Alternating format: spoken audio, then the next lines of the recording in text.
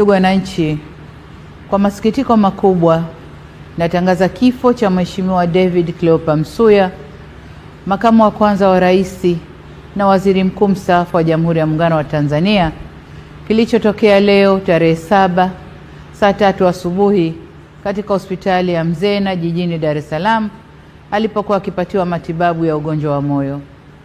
Hayati Cleopa David Msuya ameugua kwa muda mrefu na amekuwa akipatiwa matibabu ndani na nje ya nchi, ikiwemo katika hospitali ya moyo ya Jakaya Kikwete, hospitali ya Mzena na kule jijini London nchini Uingereza.